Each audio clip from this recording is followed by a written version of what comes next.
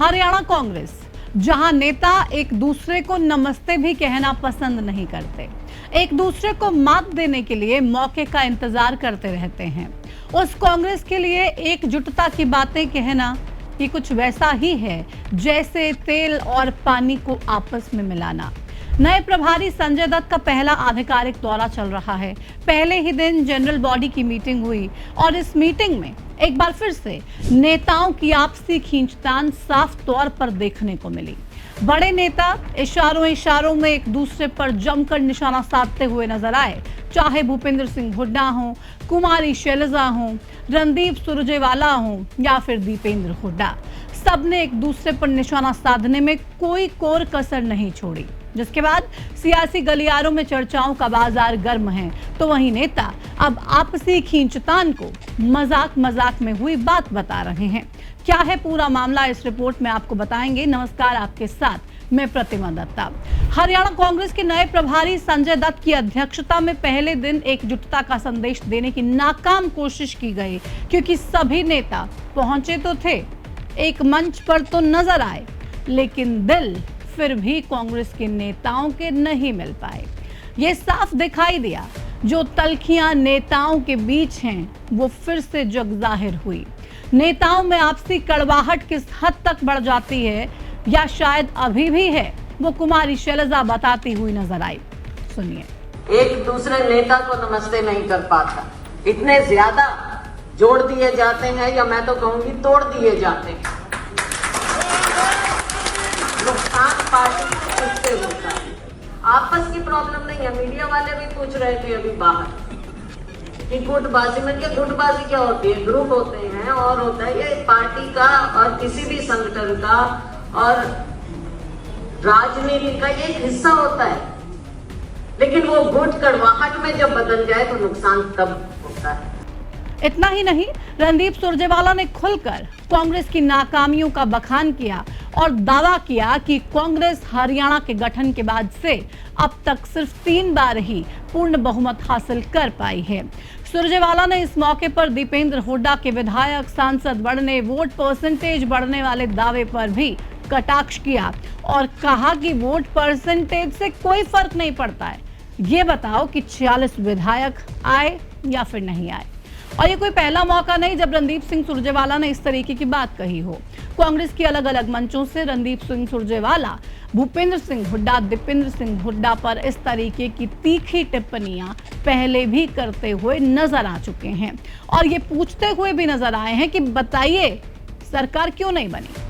इतना ही नहीं, जब भूपेंद्र सिंह हुड्डा ने प्रदेश अध्यक्ष राव नरेंद्र से माइक लेते हुए रणदीप सुरजेवाला पर मजाकिया अंदाज में तंज कसते हुए कहा कि रणदीप सुरजेवाला मेरा साथ दे दें, फिर देखिए धमाका।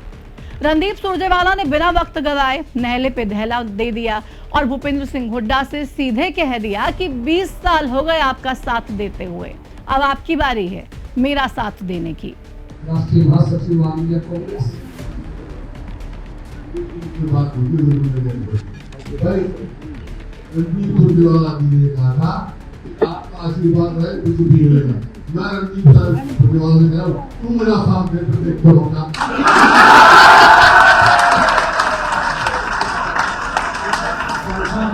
क्या हो गया? आपकी बारी आती है। जब ये वीडियो बाहर आए तो सोशल मीडिया पर बड़ी तेजी से फैलने लगे और सियासी गलियारों में चर्चा का बाजार गर्मा गया। जो जग जाहिर वो फिर से पुख्ता होता हुआ नजर आ गया, यानी कि कांग्रेस में जो धड़ेबाजी है, जो गुटबाजी है, वो खुलकर सामने आ गई है। लेकिन अब इस पर सफाइयां दी जा रही हैं। भूपेंद्र सिंह हुड्डा सुरजेवाला को अपना अजीज बताते हुए नजर आते हैं। प्रदेश अध्यक्ष ये कहते हैं कि पार्टी एकजुट है और कोई प्रॉब्लम किसी तरीके की नहीं है। कांग्रेस एकजुट है, वो तो एकजुटता तो अपना बिखराव तो आप बीजेपी में देख रहे हैं। मंत्री जाते हैं, मुख्यमंत्री जाते हैं, आगे एमएलए नहीं जाते। हमारे यहाँ कोई ऐसी बात नहीं है। आपका कल मीटिंग का एक वीडियो वायरल हो रहा है सर, वो रणदीप सुरजेवाला से मजाकिया अंदाज में आप लोग बात कर रहे हैं कि साथ दे दो, वो कह रहे हैं जी अब आप साथ दे दो, वो एक वीडियो अंदर का वायरल हो रहा है सर। नहीं, वो तो कह रहे मजाक की बातें, वो तो अजीज है हमारा, कोई बात नहीं। और ये कोई एक राजनीति पे लागू नहीं होती नेताओं पे, वैसे भी होती है, परिवार के अंदर भी कोई हो जाए तो कई बार एक दूसरे से बात नहीं करते, नाराजगी होती है, इस टाइप का उनका भाव होगा। बाकी हरियाणा में इस समय बहुत बढ़िया माहौल है। दीपेंद्र जी ने जो कहा उनका एक अपना तरीका था, उन्होंने बताया कि देश के अंदर वोटों की परसेंटेज अच्छी रही है, हरियाणा में हम लोगों ने अच्छा काम किया, कुछ वोटों से रह गए वरना हमारी सरकार बनती। उसके बाद रणदीप जी ने अपने संबोधन में जो ये बोला, जैसे आप भी बता रहे हैं कि भाई सरकार नहीं बनी तो इसलिए मुख्य रूप से परसेंटेज नहीं उसको देखना चाहिए, तो इसलिए दोनों ही बातें सत्य है, इसमें कोई शक नहीं। लेकिन इन सफाइयों से कांग्रेस एकजुट नहीं हो जाएगी। नेता खुलकर मंच पर ये बात स्वीकार कर रहे हैं कि वो एकजुट नहीं है, एक दूसरे का साथ मांग रहे हैं, यानी कि साथ मिल नहीं रहा है, सिर्फ साथ आने का दिखावा किया जा रहा है। और ये सब कुछ हुआ है नए प्रभारी के सामने, उनकी पहली ही बैठक के दौरान।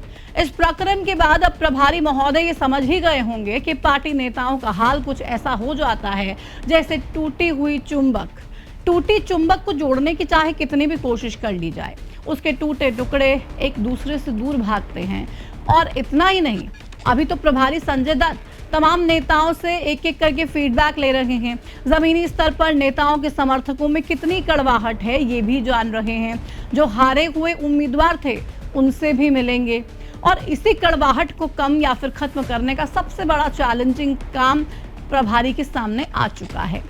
लेकिन ये काम जितना चैलेंजिंग है उतना नामुमकिन सा भी लगता है। लेकिन देखना होगा, साथ चलेंगे साथ जीतेंगे कहने वाले प्रभारी महोदय क्या पार्टी नेताओं के बीच जमी हुई बर्फ को पिघला पाएंगे या फिर नहीं, क्योंकि अभी की तस्वीरें देखकर तो कांग्रेस की गुटबाजी, कांग्रेस के नेताओं की आपसी खींचतान एक बार फिर से जग जाहिर हो गई है।